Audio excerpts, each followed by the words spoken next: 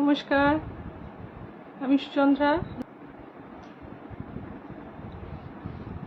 আমি যে ঘটনাটা নিয়ে এসেছি আজকে, এটি হলো দৈবিক ঘটনা। মানে আজকে যে কটা গল্প ভেবেছি বলবো, প্রত্যেক কটাই দৈবিক ঘটনা। ঠিক আছে, এতদিন ভৌতিক বলে এসেছি, কিন্তু আজকে সমস্ত দৈবিক ঘটনা বলবো। আচ্ছা, প্রথম গল্পটা বলবো মা মনসার একটা গল্প। আর মানে একদম অলৌকিক একটি ঘটনা। ঠিক আছে, আর এই ঘটনাটি আমার শাশুড়ি মার মুখ থেকে শোনা। এবং এই গল্পটা মানে গল্প বলবো না, মানে এটা সত্যিকারের ঘটনা। আর শাশুড়ি মার বাপের বাড়িতে একটি অষ্টধাতুর মা মনসার মূর্তি আছে, এবং সেই মা মনসাকে নিয়েই ঘটনাটা বলবো। এবং ঘটনাটা ঘটেছে আমার শাশুড়ি মার বাবা মার সাথে আর কি। তো শাশুড়ি মার যে বাবা, তিনি তো আমার সম্পর্কে দাদু হয়, এবং ওনার যে মা, তিনি আমার দিদা হবেন সম্পর্কে। সুতরাং আমি এই গল্পে দাদু দিদা বলেই বলবো, তাতে আপনাদের গল্পটা বুঝতে সুবিধা হবে এবং আমারও গল্পটা বলতে সুবিধা হবে। ঠিক আছে, এই যে ওদের বাড়িতে মানে মা মনসা মূর্তিটা রয়েছে, এবং এই মূর্তিটা কিন্তু হলো অষ্টধাতু। এবং এই মূর্তিটা মানে অনেক পুরুষ ধরে ওদের বাড়িতে রয়েছে। মানে আমার যে দাদু আর কি, শাশুড়ি মার যে বাবা, যে দাদু, তার বাবা, তার বাবা, তার বাবা, এরকম করে করে অনেক পুরুষ ধরে কিন্তু ওই বাড়িতে এই মূর্তিটা রয়েছে ওদের বংশ পরম্পরায়। ঠিক আছে, এবং মূর্তিটি খুবই জাগ্রত। আর আমি যে ঘটনাটি বলবো সেটা আজ থেকে, মানে দাদু দিদার ঘটনা বুঝতেই পারছেন, আজ থেকে প্রায় 80 বছর তো হবেই, 80 বছর আগেকার ঘটনা। আচ্ছা, তো এবার শুরু করি গল্পটা। দাদু পুলিশে চাকরি করতেন, এবং যেখানে পোস্টিং ছিলেন পুলিশে, সেটা বাড়ির থেকে অনেকটাই দূরে। অনেকটা মানে ধরুন, এখানে ধরুন ওনারা আছেন এই কলকাতার মধ্যে কোথাও একটা, ধরো ওনারা আছেন, কিন্তু দাদু পোস্টিং ছিল পুলিশে ওই দিনাজপুর, উত্তর দিনাজপুর বা দক্ষিণ দিনাজপুর, তখন তো ভাগ ছিল না, তখন মনে হয় একসাথেই ছিল, সেইখানে পোস্টিং ছিল। এবং তখনকার সময় মানে মোবাইল ফোনের কথা তো ছেড়েই দিলাম, মানে টেলিফোন, বাড়ি বাড়ি যে টেলিফোন থাকে, সেই টেলিফোনটাও কিন্তু খুব কম ছিল। মানে খুব কম লোকের বাড়িতেই টেলিফোন ছিল বা রাস্তায় বুথ ছিল।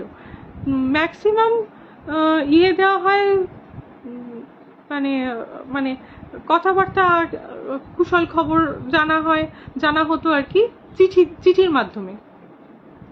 এবং দাদু কিন্তু প্রত্যেক মাসে অন্তত একটা দুটো করে চিঠি পাঠাতেন। তো সেইভাবেই দাদুর খবরাখবর, মানে কেমন আছে না আছে, সেইভাবে সবাই জানতে পারতো।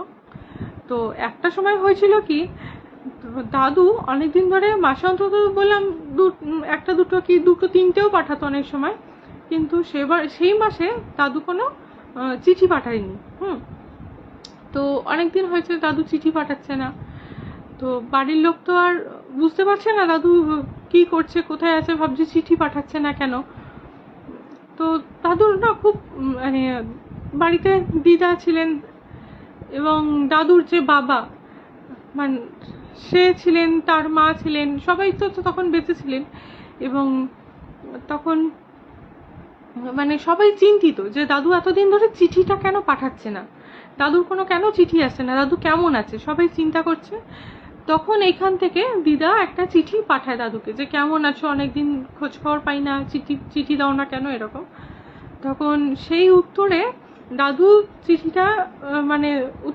চিঠিটা এসেছে, এবং তখন তাতে লেখা ছিল যে আমার হাতের অবস্থা খুব খারাপ, হাতের পোকা কামড়েছে না কি কোনো কিছু লেগে সেপটিক হয়ে গেছে বুঝতে পারছি না, কিন্তু মানে হাতটার ক্রমে মানে কোনো একটা আঙুলে ফোড়া বা কিছু হয়েছিল, এবং সেটা বেড়ে গিয়ে পুরো হাতটাতে একদম মানে সেপটিক হয়ে পুরো পচে কালো হয়ে গেছিল। ঠিক আছে, পুরো হাতটা মানে ফুলে গেছিল, এরকম ফুলে পুরো কালো হয়ে গেছিল। মানে এবং দাদু ওখানে প্রচুর ডাক্তার দেখিয়েছে, কিন্তু সব ডাক্তারই উত্তর দিয়ে দিয়েছে যে এটা হাতটা কেটে ফেলা ছাড়া আর আমাদের কোনো কোনো দ্বিতীয় অপশানই নেই। তো সবাই এবার মানে এইরকম দাদু চিঠিটা নিজে লেখেনি, অন্য কাউকে দিয়ে চিঠিটা লিখিয়েছিল। হ্যাঁ, তো বলছে সেই কারণে আমি চিঠিটা নিজে লিখতে পারছি না, এই চিঠিটা আমি মানে তোমাদের জানানোর জন্য অন্য একজনকে দিয়ে চিঠিটা লিখিয়েছি। তো যখন চিঠিটা পড়েছে বাড়ির সবাই, তখন তো সবাই খুব চিন্তিত, এবং দিদাও কান্নাকাটি করছে, কারণ তার তখন ছোট ছোট মানে দুজন ছেলে হয়েছে, 2-3জন ছেলে মেয়ে হয়েছে, সবাই ছোট ছোট। তো তখন খুবই কান্নাকাটি হচ্ছে দিদা, এবং দিদা শ্বশুর বেঁচে ছিলেন, উনি বলছে যে চিন্তা করো না বৌমা। দিদা গিয়ে তার শ্বশুরকে জানিয়েছে যে ওনার এই অবস্থা, মানে হাতে পচে ফুলে গেছে, ডাক্তার বলেছে হাত কেটে বাদ দিতে হবে অপারেশন করে, এছাড়া গতি নেই, মানে যন্ত্রণায় জ্বর এসে গেছে, অনেকদিন ঘুমাতে পারছে না, মানে ওনার শারীরিক খবর সব কিছু দাদা মানে দিদার শ্বশুরকে আর কি জানিয়েছে। তো এবার দিদার শ্বশুরের পরিচয়টা একটু দিয়ে নিই। তিনি হচ্ছে খুব মানে ভালো একজন পূজারী, মানে ভীষণ ভালো পূজা করতে পারতেন, এবং ওই যে বলেছি অষ্টধাতুর মূর্তিটা রয়েছে মা মনসা, এবং এই মা মনসা মূর্তিটা কিন্তু খুবই জাগ্রত, এবং দাদু নাকি ওই মা মনসার সাথে কথা বলতেন, রীতিমতো কথা বলতেন, এইরকম ব্যাপার। এবং মানে আর দাদু মানে এক বাক্যে যা বলতেন সব মিলে যেত, এইরকমও দাদুর ক্ষমতা ছিল। এবং মানে রীতিমতো কথা তো বলতেন, এবং দাদু মানে কোনো পুজোতে একটু ভুল ত্রুটি হলে দাদু নাকি মানে একটা সাপকে দেখতে পেত যে ঘোরাফেরা করছে, এবং দাদু বুঝে যেত, ও আচ্ছা ছুত লেগেছে না, আচ্ছা ওই জন্য তুই আমাকে দেখা দিলি, ঠিক আছে পরের বার ঠিক করে পুজো করে দেবো, এবারটা ক্ষমা করে দে, পরের বারটা পুজো করে দেবো। এবং তারপর নাকি, এবং ওইটা দাদুই দেখতে পেতেন, এবং তারপর নাকি ওই সাপটাকে আর দেখা যেত না। মানে দাদু এইরকম বড় মাপের পূজারী ছিলেন, ঠিক আছে। তো এই যে মানে মানে দাদুর বাবা আর কি, সরি ভুল বললাম, দাদুর বাবা আর কি এরকম বড় মাপের পূজারী ছিলেন। তো এবার তো সেই উনি তো দাদুর এই হাতের এই খবরটা পেয়ে উনিও চিন্তিত, খুবই চিন্তিত, কিন্তু এবার মানে দিদা এদিকে কান্নাকাটি করছে। যাই হোক, এবার দাদুর বাবা শুধু দিদাকে এইটুকু বলেছে যে চিন্তা করো না বৌমা, আমি দেখছি কি করা যায়, এবং তুমি বেশি কান্নাকাটি করো না, চিন্তা করো না, তুমি এক কাজ করো, উনি পঞ্জিকা দেখে মানে একটা দিন বলে দিয়েছে আর কি, দিনক্ষণ দেখে একটা সময় বলে দিয়েছে, তুমি অমুক দিনকে আমার এই মা মনসার পুজোর ব্যবস্থা করো, জোগাড়যন্ত্রী করো, এবং মাকে তুমি প্রার্থনা করে জানিও যে তোমার স্বামী যেন ঠিক হয়ে যায়। তুমি শুধু এই প্রার্থনাটা মাকে করো, এবং তুমি আমার পুজোর জোগাড়টা কিন্তু তুমিই করে দিও। তো দিদা বলেছে আচ্ছা আমি করে দেবো। তখন দিদা সমস্ত পুজো জোগাড় টোগাড় করে দিয়েছে, এবং দাদু পুজোয় বসেছে। পুজোয় বসার পর তারপর দিদা প্রার্থনা করেছে, ভালো মতো পুজো টুজো মিটে গেছে। মিটে যাওয়ার ঠিক 1-2 সপ্তাহ বাদে দাদুর চিঠি এসেছে, এবং চিঠিতে লেখা যে আমার হাত ভালো হয়ে গেছে, আমি এখন খুব ভালো আছি, সুস্থ আছি, আর কিছুদিনের মধ্যেই বাড়ি যাব। তারপর কিছুদিনের মধ্যেই দাদু যখন বাড়ি এসেছে, তখন দাদু বলছে যে একটা দিনের কথা বলছে যে অমুক দিন না আমি একদিন স্বপ্ন দেখলাম, মানে সবাই জিজ্ঞেস করছে তোর হাতে কি হয়েছিল, তখন দেখছে হাত একদম স্বাভাবিক, হ্যাঁ একদম স্বাভাবিক, মানে এইরকম যে একদম খারাপ অবস্থা হয়েছিল মানে কেউ দেখে বুঝতেই পারছে না। তখন দাদু বলছে, তার বাবা তো জিজ্ঞেস করছে বাবা মা যে হাতে কি হয়েছিল, যে কি করে সারলো, সবার একটা কৌতূহল। তখন বলছে যে এইরকম তো খারাপ অবস্থা হয়েছিল, ওই চিঠিটা দেওয়ার পর কদিন পর আমি না একটা স্বপ্ন দেখলাম রাত্রেবেলা। তো তখন স্বপ্নটা কি দেখলাম, যে আমি এক জায়গায় বসে আছি বা শুয়ে আছি এরকম হবে, এবং দাদুর তো মানে এত হাতের যন্ত্রণা আর শরীর খারাপ ছিল, দাদু বালিশের উপর মাথা না রেখে হাতটা রাখতো, মানে এত তার কষ্ট ছিল। তো বলছে যে আমি বালিশের উপর হাতটা রেখে বসেছি আছি বা শুয়ে আছি এরকম হবে, ঘুমাচ্ছি, এবং দেখি কি আমি স্বপ্নে দেখছি একটা ছোট্ট বাচ্চা মেয়ে দোলনা চড়ছে, এবং আমি দেখছি ছোট বাচ্চা মেয়েটা বাইরে উঠোনে দোলনা চড়ছে এবং হাসছে, খিলখিল করে হাসছে। মানে ছোট্ট, মানে 8-9 বছর বয়স হবে এরকম দাদু বর্ণনা দিচ্ছে। বাচ্চা মেয়েটা ছোট্ট মানে খিলখিল করে হাসছে এবং দোলনা চড়ছে। চড়তে চড়তে দোলনা চড়তে চড়তে হঠাৎ দেখি মেয়েটা দোলনা থেকে লাফ দিয়ে আমার দিকে এগিয়ে আসছে, এবং এগিয়ে আসছে। আমি তো ভাবলাম যে এগিয়ে আসছে কেন, তখন স্বপ্নের মধ্যেই কিন্তু। এবার দাদু দেখছে কি, দাদুর হাতটার উপর না মেয়েটা একদম এরকম চাপ দিয়ে এইরকম ভাবে চেপে, মানে দাদুর তো হাতে প্রচন্ড ব্যথা ছিল, এইরকম ভাবে চেপে দিল, এবং দাদুর হাত থেকে না গলগল গলগল করে রক্ত বেরোলো, এবং ঘুমের মধ্যে দাদু আ করে চিৎকার করে উঠলো। এবং দাদু ভাবছে এটা স্বপ্ন দেখলাম না সত্যি, মানে ঘুমটা ভেঙে গেছে, কারণ যন্ত্রণায় ঘুমটা ভেঙে গেছে।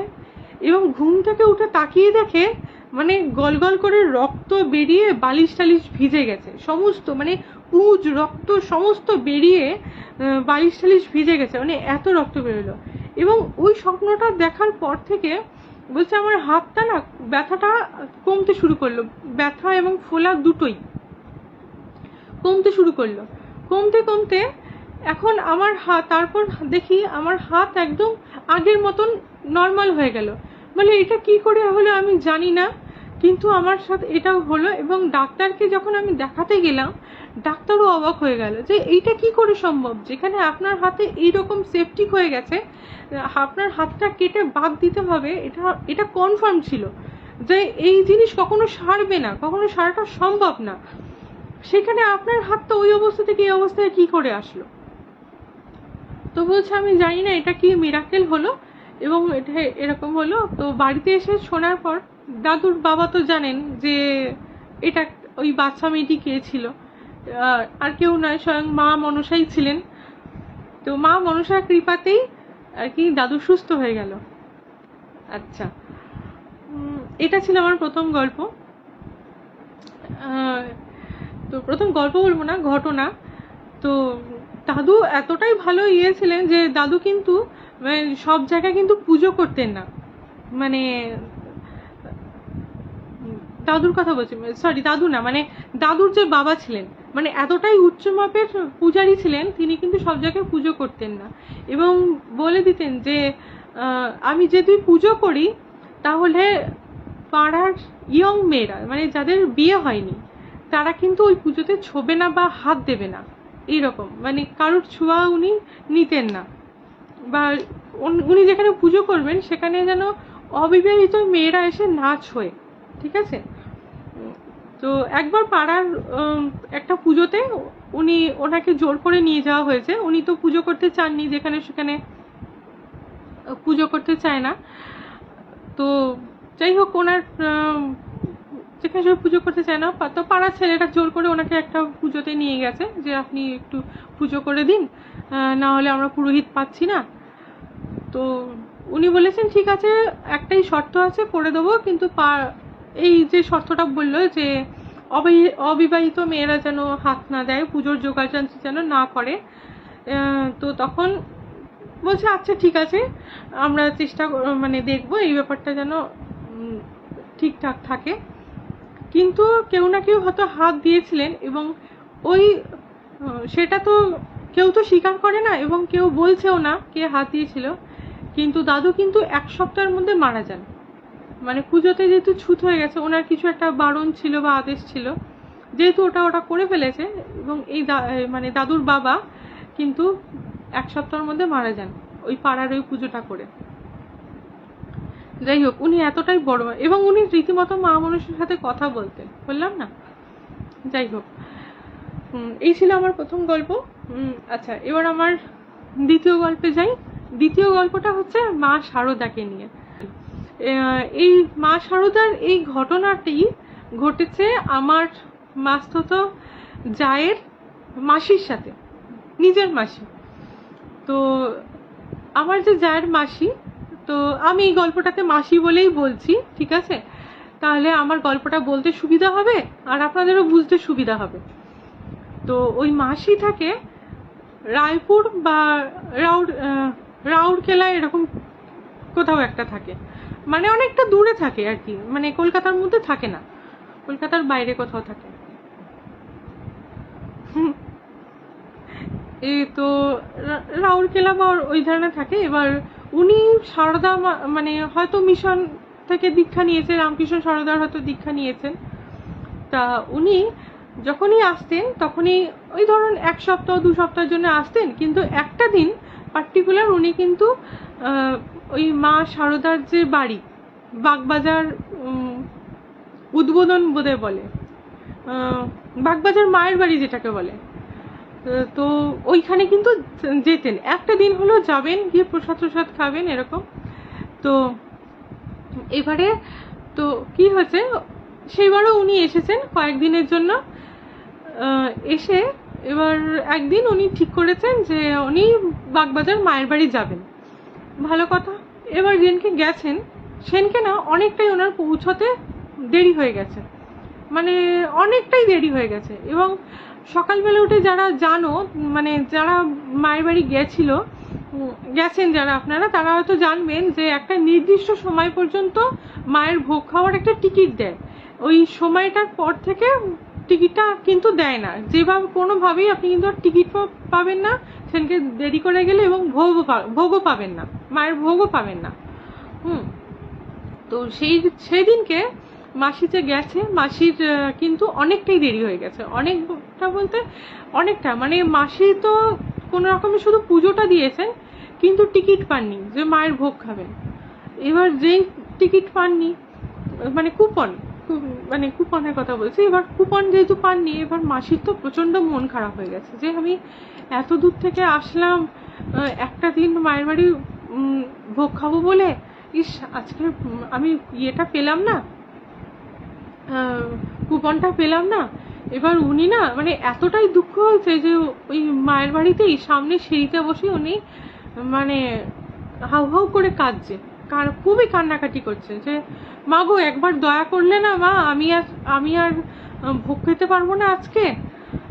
তো এইভাবে উনি এত মানে সিঁড়িতে বসে এত মন খারাপ করে কাঁদছে, এবং কাঁদতে কাঁদতে না তখন একটু পরে কাঁদছেন, কাঁদতে কাঁদতে দেখে কি সামনে না একটা মহিলা এসছে, মানে সাধারণ একটা পোশাক আশাক, মানে সাধারণ একটা শাড়ি টাড়ি পরে একজন সধবা মহিলা এসে ওনাকে বলছে যে ভোগ খাবে মা, ভোগ খাবে? বলছে হ্যাঁ হ্যাঁ ভোগ খাবো। বলে কি, তখন উনি বলছে যে কিন্তু কি করে খাবো, আমার কাছে তো টিকিট নেই। তখন উনি বলছে যে আমার কাছে না 2টো টিকিট আছে, একটা আমার আর একটা আরেকজনের জন্য কেটেছিলাম, তো সে তো আসলো না, তুমি কি টিকিটটা নেবে? যখন উনি ওনাকে বলছে, তখন মানে এই গল্পটা বলতে গিয়ে না আমার নিজেরও গায়ে কাঁটা দিচ্ছে। যখন উনি ওনাকে বলছে, তখন উনি বলছে যে ওনার কাছে তো তখন, মাসির কাছে তো তখন মানে হাতে চাঁদ পাওয়ার মতো অবস্থা। বলছে যে হ্যাঁ হ্যাঁ আমি নিশ্চয়ই ভোগ খাবো মা, দাও দাও আমাকে কুপনটা দিয়ে দাও। তখন কুপনটা দিয়েছে, দেওয়ার পর উনি তো মানে চোখে জল টল মুছে, সে কি মাকে তো অনেকবার ধন্যবাদ দিচ্ছে, প্রণাম জানাচ্ছে, হ্যাঁ মানে আনন্দে ওনার চোখে জল এসে গেছে যে যাক বাবা মা কৃপা করলো এরকম। তো এবার উনি যাই হোক ধন্যবাদ জানিয়েছে ওই সামনের মহিলাটাকে। তো এবার মাসি ওই মহিলাটার সাথে অনেকক্ষণ গল্প করছে সিঁড়িতে বসে, মানে টিকিট মানে কুপনটা পাওয়ার পরে অনেকটা সময় থাকে, 1-1.5 ঘন্টা মতো সময় থাকে, তারপরে মায়ের ভোগটা দেয়, না প্রায় 2 ঘন্টা মতো সময় থাকে। হ্যাঁ 10টা পর্যন্ত, 9টা না 9:30 10টা পর্যন্ত টিকিট দেয়, আর 12টা থেকে মনে হয় ভোগ খাওয়ায়। তো ওরকম হবে, তো ভোগ খাইয়েছে, মানে 12টা থেকে ভোগ দেবে। তো ওই কুপনটা পাওয়ার পর অনেকটা সময় রয়েছে হাতে, তো তখন সিঁড়িতে বসেই, মানে যেখানে কাজ ছিল উনি ওখানে বসেই ওই মহিলা আর ওই মাসি দুজনে মিলে গল্প করছে। অনেকটা সময় গল্প করেছে, মানে যতক্ষণ না ভোগ না দেয়, ডাক না আসে ততক্ষণ গল্প টল্প করেছে। গল্প করার পর এবার যখন ভোগ খাওয়ার ডাক এসেছে, তখন সবাই যাচ্ছে তোমার ওই ভোগের ঘরে আর কি, ভোগ খেতে যাচ্ছে। তো মাসিরও ডাক পড়েছে, মাসিও যাচ্ছে। তখন এবার মাসি বলছে কি, মাসি তখন বলছে যে ওহো, এতক্ষণ গল্প করলাম অথচ তোমার নামটা জানা হলো না, তোমার নামটা কি গো? তখন বলছে যে আমার নাম সারদা। বলছে ও আচ্ছা আচ্ছা বলে মাসি এবার ঘরে ঢুকে এসেছে, মানে ভোগের ঘরে যেখানে প্রসাদ খাওয়াবে সেই ঘরে ঢুকে এবার বসে প্রসাদ খাওয়াচ্ছে। হঠাৎ মাসির মনে পড়লো, আচ্ছা নামটা যেন কি বললো, সারদা। মানে আমার এই গল্পটা মনে করলেই গায়ে কাঁটা দেয়। মানে কি বলছে যে ও সারদা, কি নাম বললো, সারদা। মানে উনি না ভাবতে পারছে না যে আমি কার সাথে দেখা করলাম, মানে কে আমাকে ভোগ খাওয়ালো, ভোগের জন্য কুপন দিল। তারপরে উনি মাসি দেখেছে যে ওই মহিলাটা যেই ঘরে ঢুকেছে, মাসি মনে দেখেছে। এবার মাসি না তাড়াতাড়ি করে ভোগ খেয়ে দাঁড়িয়ে ওই ঘরে গিয়ে উকিঝুঁকি মারছে, গেটের সামনে দাঁড়িয়ে উকিঝুঁকি মারছে। যারা বেরিয়ে পড়েছিল রাস্তায় সবাই তো বেরিয়েছে, কিন্তু ওনাকে কিন্তু আর দেখতে পাইনি। তখন মাসি বুঝে গেছে যে আমার সাথে কে দেখা দিল, মানে আমাকে কে দেখা দিল, যে ওনার নামও সারদা। ও গল্পের মাঝখানে আবার জিজ্ঞেস করেছিল যে তুমি কোথায় থাকো, তখন মহিলাটা বলছে আমি তো এখানেই থাকি। তখন মাসি দুয়ে তার করছে, মানে মহিলাটা বলছে আমি এখানে থাকি, আবার বলছে ওনার নাম সারদা। মানে এটা কি হলো, মানে ওনার কাছে মিরাকেল। তো এটা একটা মানে মাসির জীবনে তো একটা দারুণ ঘটনা বটেই, এবং আমারও শুনে মানে কি বলবো, মানে এত ভালো লেগেছিল, তাই আমি আজকে গল্পটা আপনাদের কাছে শেয়ার করলাম। যে সত্যি ওই বাগবাজার মায়ের বাড়িতে এখনো মা আছেন। মানে আমার জীবনেও এরকম ঘটেছে যে আমি বিয়ের পর রাধাষ্টমী দিন আমার মানে 2000 সম্ভবত 17 সালে হবে, আমার ঠিক খেয়াল পড়ছে না, 17 সালে আমি একবার রাধা অষ্টমীর দিন মায়ের বাড়ি গেছিলাম। সেদিনকেও আমার পৌঁছতে অনেকটা দেরি হয়ে গেছিল, ঠিক দুর্গাপুজোর আগে সেদিনকেও আমার পৌঁছাতে অনেকটা দেরি হয়েছিল। আমিও সেদিনকে টিকিট পাইনি, কিন্তু ওই যে তখন একটু বয়সটা কম ছিল তো, প্রেস্টিজটা খুব ছিল। তখন আমি ভাবলাম মা গো, আজকে যেন প্রসাদটা পাই তোমার, প্লিজ আজকের দিনে আমাকে ফিরিয়েও দিও না। তো সত্যি আমি টিকিট পাইনি, কিন্তু একটা সময় যখন আমি লাইনে দাঁড়ালাম আমাকে বললো আপনারা বসে পড়ুন, এখনই প্রসাদ দেওয়া হবে। তো সত্যি আমি সেই দিনে আমি প্রসাদ পেয়েছিলাম, মানে সেটাও আমার কাছে মিরাকেল, একটা অলৌকিক ঘটনা। এবং মাকে ডাকলে সত্যিই পাওয়া যায়, এবং বাগবাজার মায়ের বাড়িতে সত্যিই মা আছেন, মা এখনো আছেন ওখানে, মানে যুগে যুগে মা ওখানেই থাকবেন আর কি। মানে কি যে অপূর্ব ঘটনা। আরেকদিনও এরকম হয়েছে, আমার শাশুড়ি, মানে শাশুড়ি শুধু একা না, শ্বশুরবাড়ির সবাই এই রামকৃষ্ণ সারদার দীক্ষা নেওয়া আর কি। তো শাশুড়িদের একটা পাঠচক্র আছে, মানে যারা রামকৃষ্ণ সারদার দীক্ষা নিয়েছে তারা পাঠচক্রের ব্যাপারটা জানে, যেখানে সব মহিলা মিলে, পাঠচক্র হচ্ছে গিয়ে যেখানে একটি ঘর থাকে বা কারোর বাড়িতে যায়, গিয়ে সেখানে সমস্ত মহিলারা মিলে জড়ো হয় এবং সেখানে গীতা পাঠ করা হয়, ঠাকুরের নাম গান করা হয়, এই আলোচনা করা হয়, এইটা করা হয়। এই চক্রটাকেই বলে পাঠচক্র, আর কিছু না। তো ওই পাঠচক্রে যেতে যেতে সবাই বন্ধু হয়ে যায়।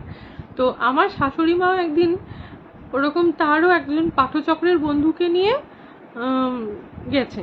মানে তার খুব ইচ্ছা যে সে কোনোদিন মায়ের বাড়ির ভোগ খায়নি, তার খুব ইচ্ছা সেনকে মানে মায়ের বাড়ির ভোগ খাবে। কিন্তু শাশুড়ির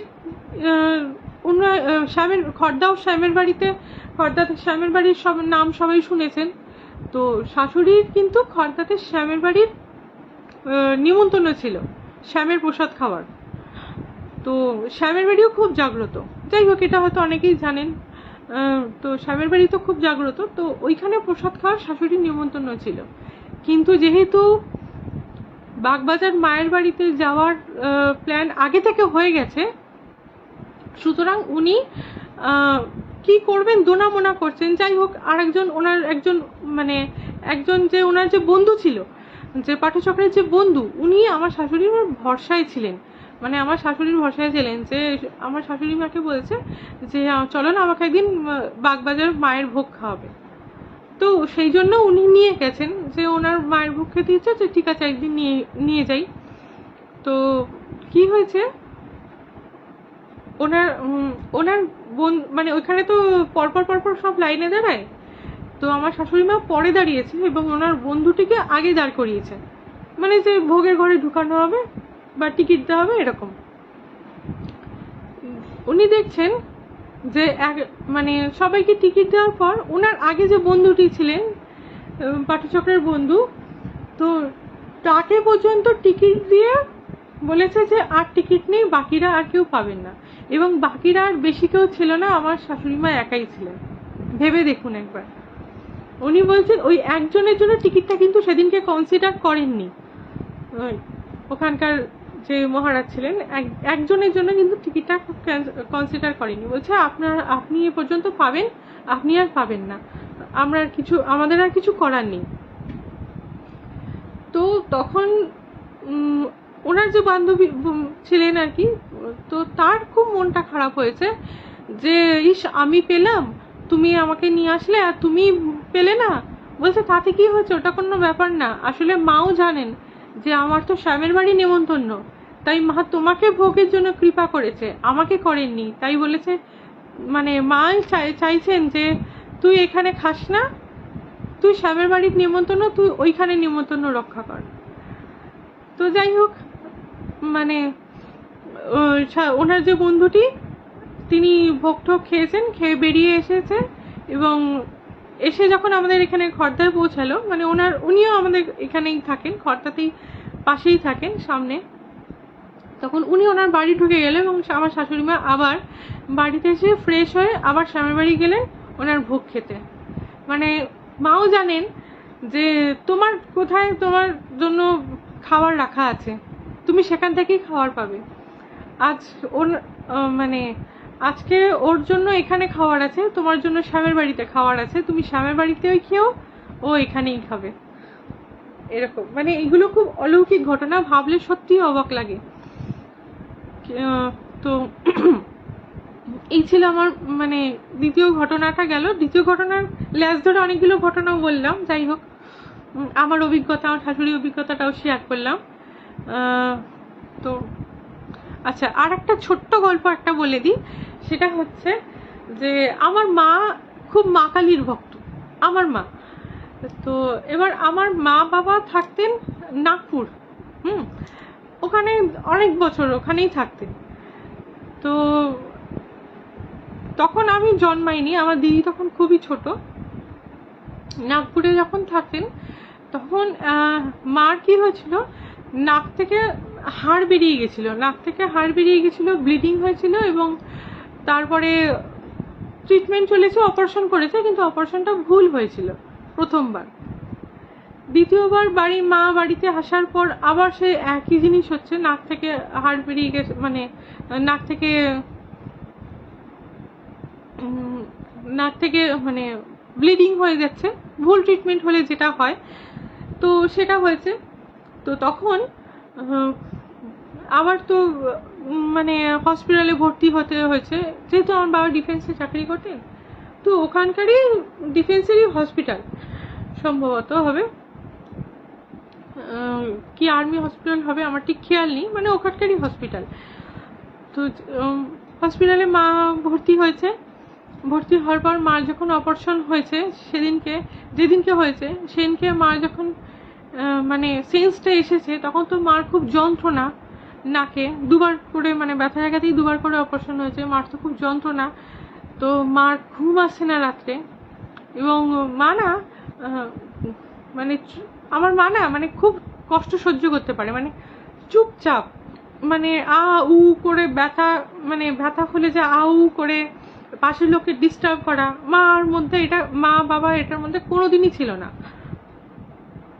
তো এবার ওরকম তো মা না যন্ত্রণা হচ্ছে, তো মা না রাত্রেবেলা চুপচাপ শুয়ে আছে। এবং রাত্রেবেলা না ওই হসপিটালে কিন্তু কেউ থাকে না, মানে একটা নার্স, সিস্টার, আয়া কেউ থাকে না বেডের সামনে। তুমি ডাকলে বা ওই বেল বাজালে ওরা চলে আসবে। 24 ঘন্টা ওরা কেউ না কেউ থাকে, মানে তোমাকে এখানকার মতন ফেলে রেখে চলে যাবে না। ওদের অনেক দায়িত্ব এবং ওরা ভীষণ দায়িত্ব কর্তব্য পালন করে। তো কিন্তু বেডের কাছে কেউ নেই, সব অন্যান্য বাচ্চা ছেলে মেয়েগুলো ভর্তি, মা দেখছে চুপচাপ শুয়ে আছে। একটা সময় না যখন সবাই ঘুমিয়ে পড়েছে, মানে যতই ক্লান্তি থাকুক মানুষের মধ্যে, একটা সময় তো সবাই ঘুমিয়ে পড়ে মোটামুটি, রাত্রিবেলাটা একদম নির্জন হয়ে যায়। এবং রাত্রিবেলা না একটা ছোট একটা আলো জ্বালিয়ে রাখে, মানে এরকম বড় বড় তো টিউব জ্বালিয়ে রাখে না, হ্যাঁ ছোট ছোট আলো, কিন্তু সবই দেখা যায়। ঝলমল করে না আলো, কিন্তু মোটামুটি সবই দেখা যায়, কিন্তু আলোর তেজটা কম থাকে। তো মা শুয়ে আছে, কেউ নেই। তখন মা না হঠাৎ করে মনে হচ্ছে কি মার মাথার কাছে কেউ দাঁড়িয়ে ওই তাল পাতার যে পাখাগুলো আছে, ওই তাল পাতার পাখাগুলোকে দিয়ে কেউ হাওয়া, মনে হচ্ছে কেন কেউ হাওয়া করছে। এবং মা না মানে মাথাটা ঘুরিয়ে জাস্ট এরকম ভাবে দেখেছে মাথার কাছে। তখন দেখছে একটা, মানে একটা মেয়ে, একটা 18-19 বছরের মেয়ে, চুলটা এরকম লম্বা ছাড়া এবং কালো কুচকুচে একটা মেয়ে, চোখ নাক মুখ সব দেখতে পাচ্ছে। কিন্তু মা দেখছে এরকম মেয়েটা না লাল পাড় সাদা শাড়ি পরা, মাকে না ওই তালপাতার পাখা দিয়ে হাওয়া করছে। এবং মা বলছে এতগুলো যে এতদিন দুবার করে যে আমি যে হসপিটালে ভর্তি হলাম, আমি তো সমস্ত নার্স, আয়াস, ডাক্তার সবার মুখ চেনা, কিন্তু এই মেয়েটা এত সুন্দর দেখতে কালোর মধ্যে, আমি কিন্তু এইরকম মুখের কোনো নার্স আয়াকে কিন্তু আমি দেখিনি আজ পর্যন্ত। তো আমার প্রথমে খুব অবাক লাগলো যে আমার পাথার কাছে মেয়েটাকে। আর মা না মা কালীর খুব ভক্ত, আমি বললাম। তো মা না মা কালীকেই সমানে ডাকছিল, হ্যাঁ। তো আর চুপচাপ শুয়েছিল, মা কালীকে স্মরণ করছে আর চুপচাপ শুয়েছিল। তখন ওরকম দেখছে যে এরকম মেয়েটা মাকে ওই তাল পাতার একটা ছোট তাল পাতার পাখা দিয়ে মাকে এরকম আস্তে আস্তে আস্তে আস্তে করে সারা রাত ধরে মাকে হাওয়া করেছে। হাওয়া করার পর যখন মার মানে ভোরবেলা দেখে, তখন একটু যখন আলো আলো ফুটছে, তখন মেয়েটাকে আর দেখতে পাইনি। মা তখন একটু তন্দ্রাচ্ছন্ন হয়ে, মানে একটু যন্ত্রণাটা উপশম হয়েছে, মা তখন ঘুমিয়ে পড়েছে। তারপরে তো আর মেয়েটাকে দেখতে পাইনি। তারপর দিনই মা বাড়ি চলে এসেছে, মানে একদিনে নাকি মা অনেকটা রিকভারি করেছে। এবং মার সেবার অপারেশন একদম সাকসেসফুল হয়েছিল। তারপর থেকে আমার মা এখনো সুস্থ, কোনো অসুবিধা হয়নি। কিন্তু মা এটা প্রত্যক্ষ করেছে নিজের চোখে। এই গল্পটা মা আমাদের, মাকে যখনই বলতাম মা একটু ঠাকুরের গল্প বলো, এই গল্প বলো, তখন মা আমাদের এই গল্পটা শোনাতেন যে জানিস আমি একবার এরকম প্রত্যক্ষ করেছিলাম। যাই হোক, এটা খুবই মানে আশ্চর্যজনক ঘটনা, এই দৈবিক ঘটনা, অলৌকিক ঘটনা, যাই বলুন না কেন, মানে আমার খুব ভালো লেগেছে, তাই জন্য আপনাদের সাথে শেয়ার করলাম। এবং এটা মার জীবনের তো একটা বিশাল পাওয়া, মানে পরম পাওয়া, এরকম তো হয় না। মা হয়তো বেশি মানে বিশাল ভক্ত বলেই মা দেখা পেয়েছে। যাই হোক, তো আজকে আর অনেকটা হয়ে গেছে সময়,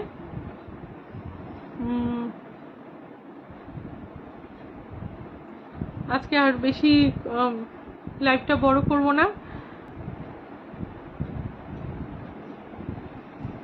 আচ্ছা, আজকে তাহলে অফ হচ্ছে। সবাইকে শুভরাত্রি, সবাই খুব ভালো থেকো।